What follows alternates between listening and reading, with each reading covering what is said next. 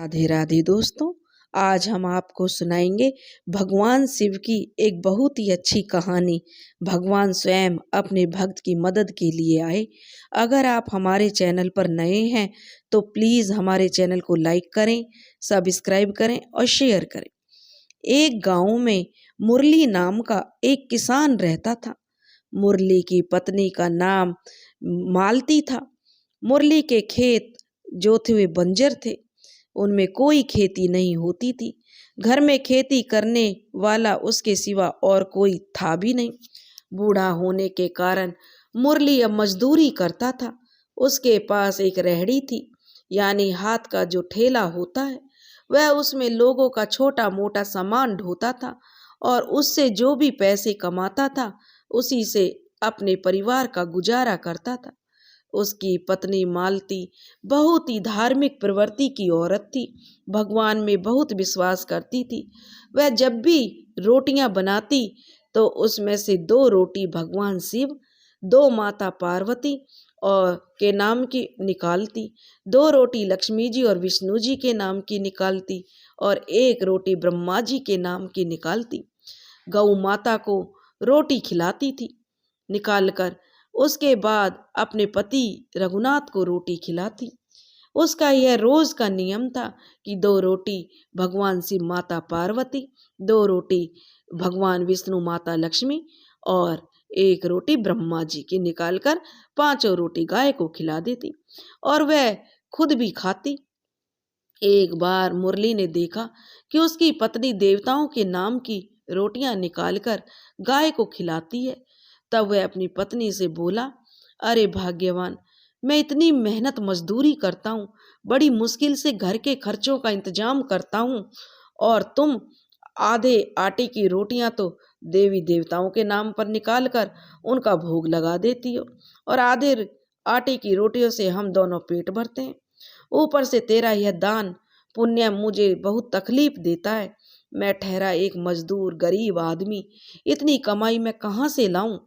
तेरा यह दान पुण्य करने का व्यवहार कब तक मैं सहन करूं? तुम देवताओं के लिए क्यों रोटियां बनाती हो? यह सुनकर मालती को बड़ा दुख होता। वह बहुत दुखी होती और दुखी मन से अपने पति मुरली से कहती कि सुनो जी, जिन देवी देवताओं के आशीर्वाद और कृपा के कारण ही तो हमें रोटियां मिलती हैं, तो हम उनको भोग क्यों न लगाएं?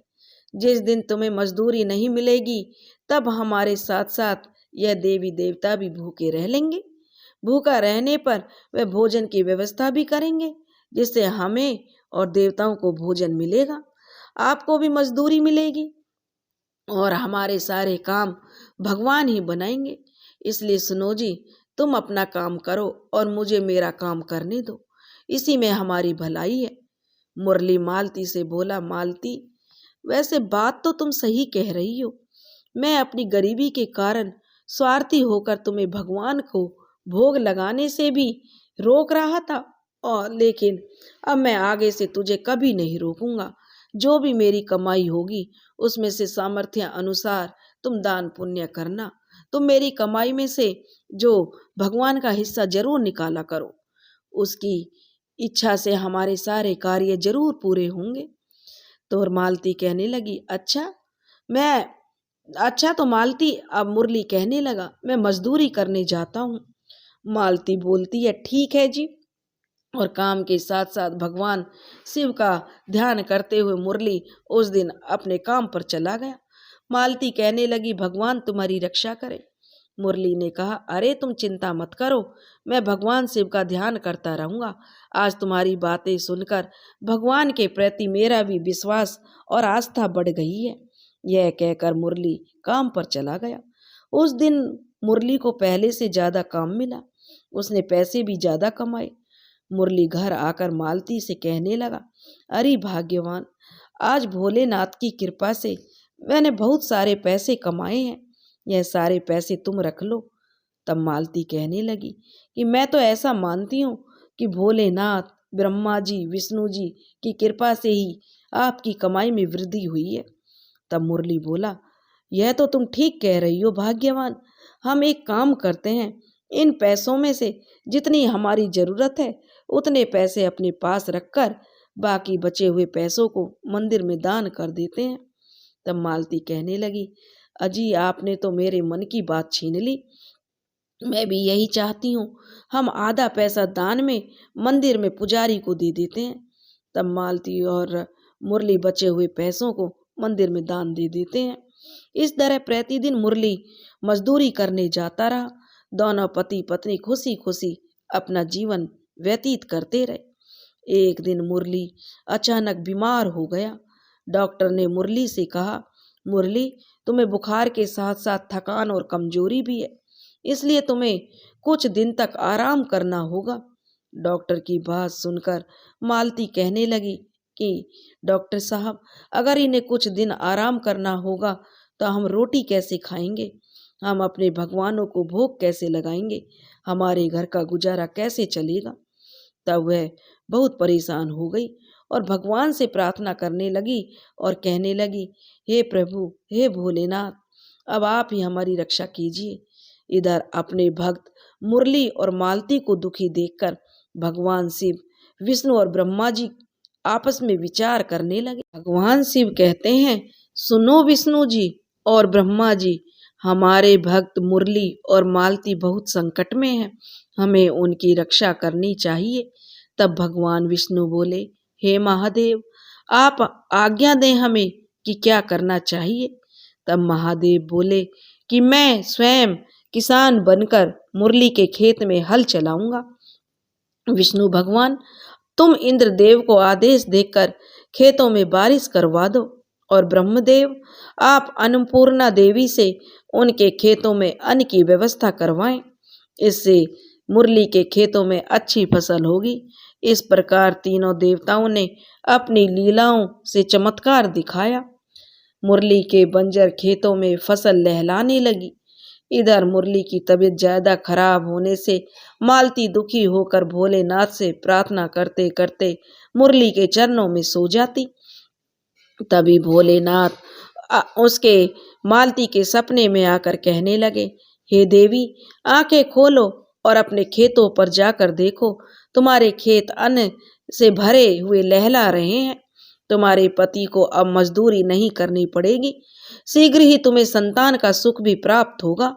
इतना कहकर भगवान शिव अंतर्ध्यान हो गए। मालती ने तुरंत आंखें खोली तो देखा वहां कोई नहीं था।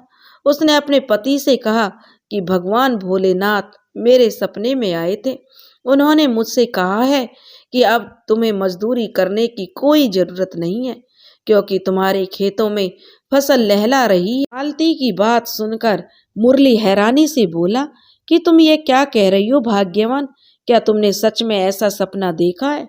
तो मुरली के थोड़ा ठीक होने पर मालती कहती है, चलो जी, खेतों में चलकर देखते हैं। मालती और मुरली अपने खेतों पर जाकर देखते हैं। बंजर खेत अनाज से भरे हुए लहला रहे थे। दोनों बहुत खुश हो जाते हैं। मुरली कहता है, अरे भाग्यवान, यह कैसे हो गया, यह कैसा चमत्कार है। तब मालती कहती है, देखा तुमने, यह उन्हीं देवताओं की महिमा है जिन्हें हम भोग लगाते थे, उनके नाम की रोटियां निकालते थे, और तुम कहते थे कि रोजाना देवताओं को रोटियां देने से क्या होगा। हमने जो उनके प्रति भावना रखी, भोलेनाथ ने आज वह ऋण चुका दिया। मुरली कहता है कि हे भोलेनाथ, तुम धन्य हो, आखिर आपने मुझ गरीब की बात सुन ली थी। जय भोलेनाथ। मुरली ने मालती से कहा कि चलो, हमें मंदिर चलकर भगवान शिव का जो आभार व्यक्त करना चाहिए। दोनों पति पत्नी शिव मंदिर में आए और शीश झुकाकर भोले बाबा की वंदना करने लगे। उधर भोलेनाथ अपना चमत्कार दिखाते हैं। मंदिर का पुजारी एक मासूम बच्चे को गोद में लिए हुए कहता है कि पता नहीं, न जाने कौन सी ऐसी माँ थी जो अपने इस मासूम से बच्चे को मंदिर में छोड़ गई है। अगर कोई निसंतान हो तो मैं इस बच्चे को उसे सौंप दूं। यह बात सुनकर मुरली और मालती ने सोचा, क्यों ना हम ही इस बच्चे को गोद ले लें। मालती ने कहा कि पुजारी जी, हमारी कोई संतान भी नहीं है, शायद भोलेनाथ ने ही यह महिमा दिखाई है। तब मुरली ने कहा, मालती तुम ठीक कहती हो, चलो पुजारी जी के पास। मालती और मुरली पुजारी जी से कहते हैं कि पुजारी जी, यह बच्चा हमें दे दीजिए, हमारी झोली में डाल दीजिए, हमारी कोई भी संतान नहीं है, हम इस बच्चे का पालन पोषण अच्छी तरह से करेंगे। और दोनों ने कहा। तो पुजारी जी ने वह बच्चा मुरली और मालती को दे दिया, क्योंकि वह कहने लगे, यह बच्चा जो हमारे बुढ़ापे का सहारा बन जाएगा, हम पर दया करो पुजारी जी। और पुजारी जी बोला, जैसी भोलेनाथ की इच्छा। पंडित जी ने कहा, लो यह पुत्री, यह बच्चा मैं तुम्हें देता हूँ। मालती की गोद में जो वह बच्चा डाल दिया। मालती कहती है, लाइए पंडित जी, यह बच्चा कितना प्यारा है। पंडित जी, मुरली और मालती कहते हैं, आपका बहुत बहुत धन्यवाद है कि भोले बाबा ने हमारी प्रार्थना सुन ली, भोले बाबा ने हमारी मनोकामना पूरी कर दी। पुजारी ने मालती को बच्चा दे दिया। उसके बाद दोनों बच्चा लेकर खुशी खुशी अपने घर आ गए। इस प्रकार दोनों पति पत्नी फिर से पहले की तरह भगवान शिव, भगवान विष्णु और ब्रह्मा जी की भक्ति का गुणगान करने लगे और अपने सुखी जीवन को बिताने लगे। यह बात वह समझ चुके थे। जो भगवान का ध्यान करते हैं और उन पर विश्वास रखते हैं, उनका ध्यान भगवान स्वयं रखते हैं। शिव भक्ति मनुष्य को अद्भुत शक्ति देती है। बोलो शिव शंकर भोलेनाथ की जय। दोस्तों, अगर आपको हमारी कहानी पसंद आई हो तो प्लीज़ हमारे चैनल को लाइक, सब्सक्राइब और शेयर जरूर करें। राधे राधे।